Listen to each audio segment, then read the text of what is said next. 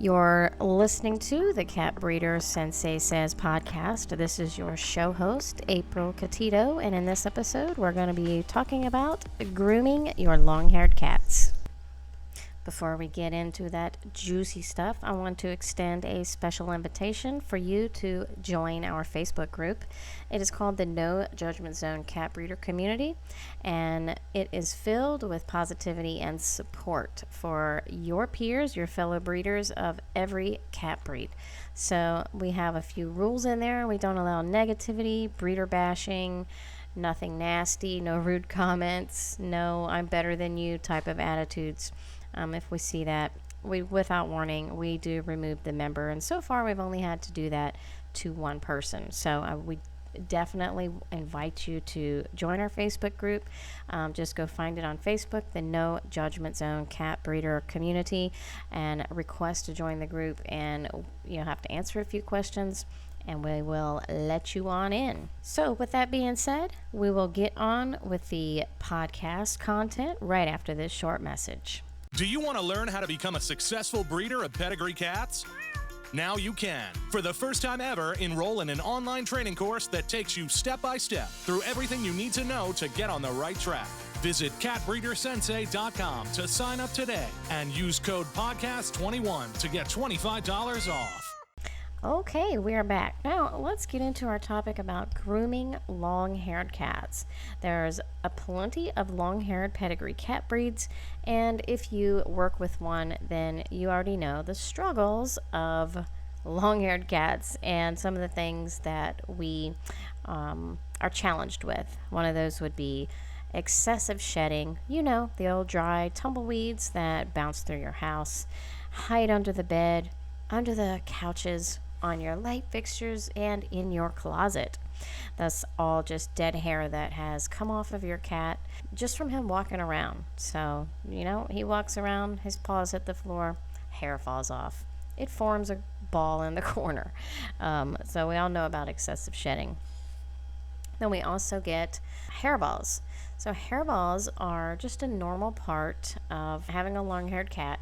They groom themselves, and of course their tongue is very rough. It removes loose hair in the process of grooming, and they swallow the hair.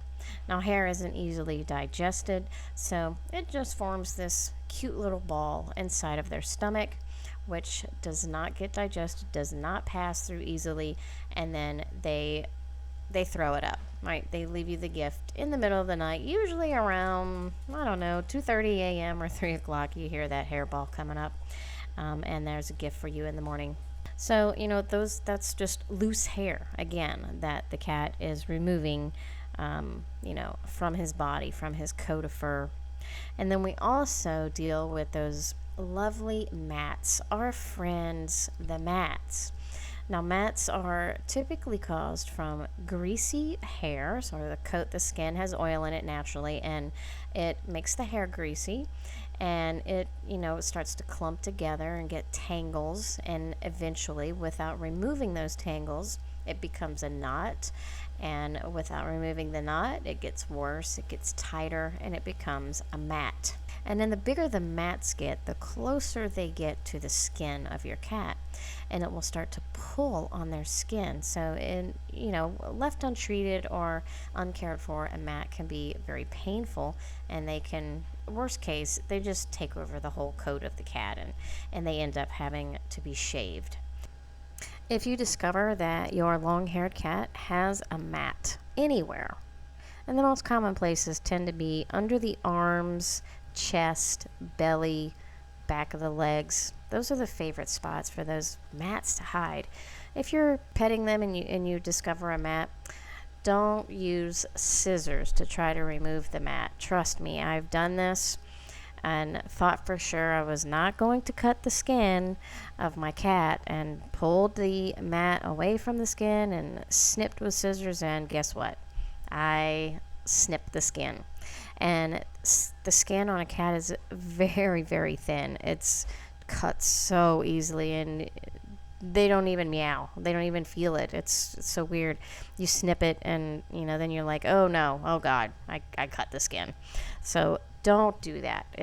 You're surely bound to get the skin if that's like something you always reach for when you see a mat. Instead, they do make tools that will remove mats from your cat's fur. They're like little rounded razors kind of things, and they, if you work at the mat, you can actually get the mat out without having to cut it out. And if it's really bad and it's gone too long and you can't remove it with a mat removing tool, then you can get the clippers and shave the area with your clippers with a guard, just enough to remove the mat. So, yeah, they might have a bald spot or a very short spot, but at least you're removing that mat that could be pulling on their skin. Here's a fun tip. When you're trying to remove the mat with your tools, you can rub coconut oil into the mat and it will help to break the hairs up and make it easier to remove. So we're going to address all of these with some simple grooming tips, and I'll give you a tip that you may not be aware of that you might find very helpful. So let's start with giving our cats a bath.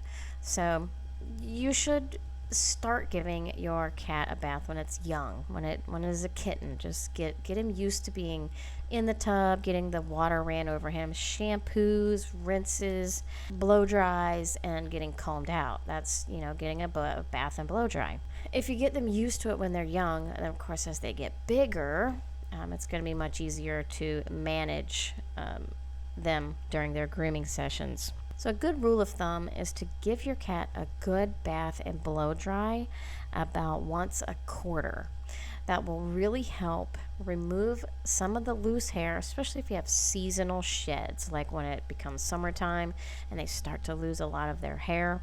Once you get in the middle of the summer, it's a good time to give them their bath and blow dry and comb out to help remove a lot of that loose hair and cut down on the shedding and the hairballs and the matting. There are some cool tools that you can use if your cat does not like being bathed or blow dried, and maybe if they get a little aggressive and want to scratch you or even try to bite you while you are trying to bathe them or blow them dry. So the first is to always trim their nails before you give them a bath.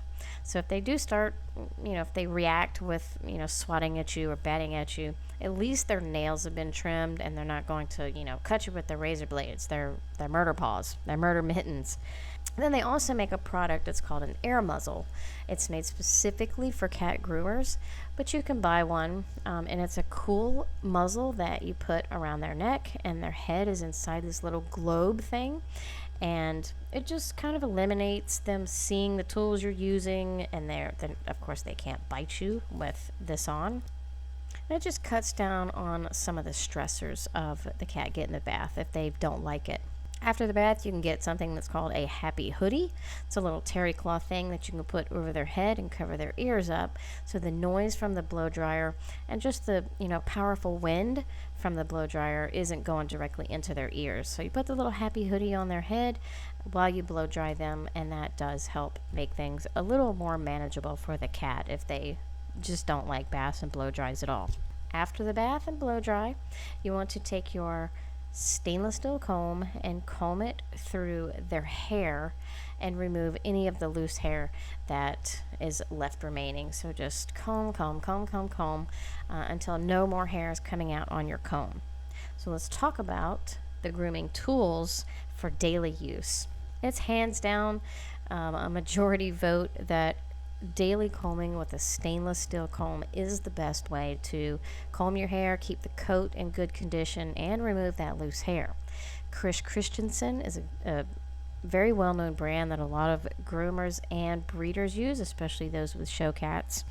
He has several different styles of stainless steel combs, some for the face and ears, and some for just for the coats and different lengths and stuff. So you can check that out if you're interested. I actually use a 7-inch stainless steel comb from Amazon. I'll put the link to that in the podcast post on our website, which is catbreedersensei.com, so you can have a look at both. I'll try to hunt down the Christensen combs as well and have that resource available for you as well. There's a product that's made specifically for cats. It's leave-in conditioner. And lots of companies make it. I'll put some of my favorite resources in the podcast post on the website. So you can go to the website and check out the ones that I recommend. But they about every 3 to 4 days, when you're doing your daily combing of your cat with long hair, spray his coat, just a light mist of leave-in conditioner all over. Of course, don't get it in his eyes or face or nose, but make sure you're doing a light mist on the belly, under the arms, tail, back of the legs, all those places that just love to form mats. And then comb that leave-in conditioner through his coat with your stainless steel comb. The leave-in conditioner leaves the coat silky and soft, and it really does improve with keeping the tangles out of the hair, especially if you can remember to do it, every several days while you're doing the daily combing. Then the last tip that you may not have known about is to offer your cat coconut oil. Now, I discovered this one day. So I use coconut oil for everything. I remove my makeup with it. I use it as face moisturizer. I do oil pulling with it. That's for your gums and teeth. I rub it in my hands. I put it on my feet. I just use it all the time for everything, in cooking as well. And the cats started to show interest in my coconut oil. They smelled it and they were like, that smells good. And they started to lick it off my fingers. And so, wow, should the cat even be consuming coconut oil? I was surprised to find out that coconut oil has benefits to your cat. So let's go over a few of those benefits of coconut oil for your kitties. If your cat has dry skin or psoriasis, coconut oil can actually help alleviate skin irritation. You can use it as a moisturizer directly on the affected skin once a day. Even if your cat doesn't have skin issues, you can use it on their skin to keep their coat and skin moisturized and healthy. If you find that your kitty is constipated, coconut oil can actually help with that. Their fatty acids that are in coconut oil make a natural laxative and anti-inflammatory substance, and that can help your cat with constipation, painful stools, or even bacterial gut infections. So that's kind of cool. Coconut oil also helps alleviate inflammation. So as our kitties get older, they become more susceptible to inflammatory health issues like arthritis and painful joints. Coconut oil can actually help with these symptoms because there's anti-inflammatory properties in coconut oil. It also helps improve brain health. This is really cool. So again, as the cats start to get older, they may have some issues with cognitive functions. Adding coconut oil has been shown to improve cognitive function and improve brain health. And finally, is the topic of our episode today. Coconut oil, when given to your cat, can help with hairballs and improve the coat condition. The recommended amount of organic coconut oil to offer to your cat is a half a teaspoon for every 10 pounds of cat. Now, when first starting out, just apply a little bit on your finger and let your cat lick it off. If they like it, then check after about 2 or 3 hours to make sure everything got digested right. Make sure they're not vomiting, don't have any diarrhea. Then you can slowly start to add a little bit more to their diet every couple of days. And by giving them coconut oil, you're going to help them in so many different ways, especially with that coat condition and those hairballs. Now, of course, not every cat is going to like coconut oil because, they're finicky. So maybe look for some treats that have coconut oil in it that smells like tuna or salmon or something. And then watch your beautiful baby's coat improve over time.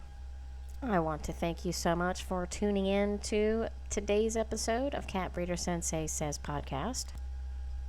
I want to take just a moment to give a special shout out to my daughter, Mallory. She is all in with me on Cat Breeder Sensei and helps with so much stuff behind the scenes. She edits the podcast and edits the blog post and keeps up with our Facebook group. So I just wanted to say thank you, Mallory, for all of your help that you do with Cat Breeder Sensei and helping keep this place a positive, supportive community for our pedigree cat breeders. Whether you're a long-time listener or this is your very first episode, do me a favor and go give us a 5-star review on the podcast platform that you listen to us on. Tell your friends about us. Share this podcast on your social media accounts. Share it in those Facebook groups. Get the word out that there's actually a positive place that you can share your experiences as a pedigree cat breeder, ask questions, get answers, and not get the terrible backlash that you could possibly and most likely get in so many other places. Until next time, you guys be safe out there, and I'll see you guys later. Bye.